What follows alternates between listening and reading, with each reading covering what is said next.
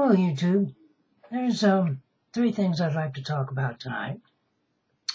The first one is a video I saw on the internet from NBC News about a 7-year-old who has brain cancer and has been adopted by the University of Nebraska football team. And so during one of their spring games, they gave him a jersey and, of course, all the football equipment. Number 22, Jack Hoffman. And they put him in the game, and they let him make a 69-yard touchdown. And I'll put the link down in the description in case you haven't seen it. And the second thing I'd like to talk about was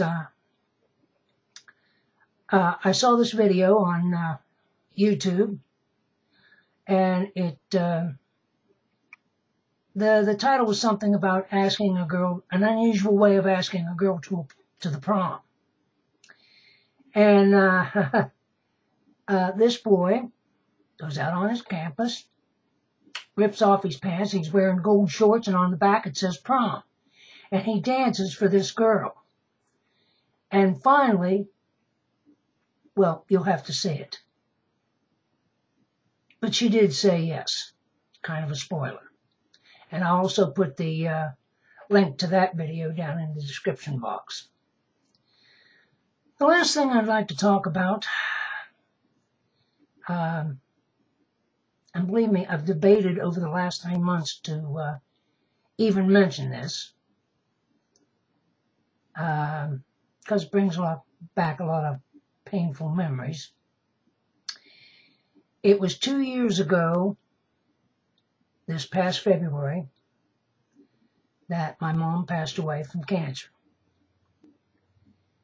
We had her in a nursing home. And, of course, my sister and my nieces worked there, so she wasn't completely alone, and I visited her almost every night when I came home from work and on the weekends. And I took my little dog, Penny, to see her. That was our dog, her dog and mine. And there isn't a day go by that I don't think about her. And I feel stupid at times because something will happen and I'll go out in the other room to talk to her about it. Of course, she's not there. Her chair's empty. It wasn't long after she passed away, the first spring, that she has a little flower garden out by our front porch. And she just loved it when the flowers came up. I come home from work one day, and I noticed that the flowers was growing. Boy, I rushed into the house and I hollered, "Oh, Mom, you ought to see how your flowers are coming up." I stood there and looked at her chair, and of course, it was empty. And I don't know how many times I've gone to the grocery store and I've happened to think of something. I've grabbed my cell phone to call home and ask her if we should get it. Then it hits me. You know, she's not there. So yeah, even after 2 years, I still think about her, make the mistake of wanting to tell her something or ask her something. It was really hard just after she died because there was many times that on the weekend I was going to go to the grocery store and I've turned into the nursing home to go see her and realized, hey, she's no longer there. So I had to turn around and come back out.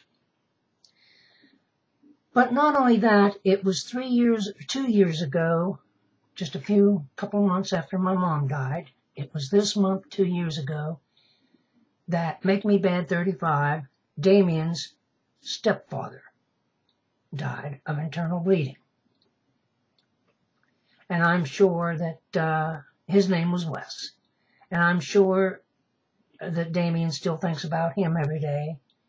And just like me, I'll bet there's times when he's come rushing into the room or come home and want to tell him something or ask him something.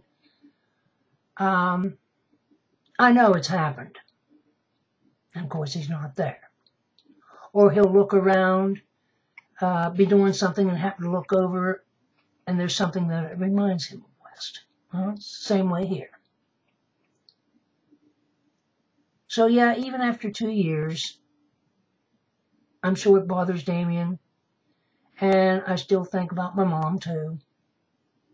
And I'm sure there's others out there over the past 2 years that's lost someone, whether it be a relative or a good friend. So yeah,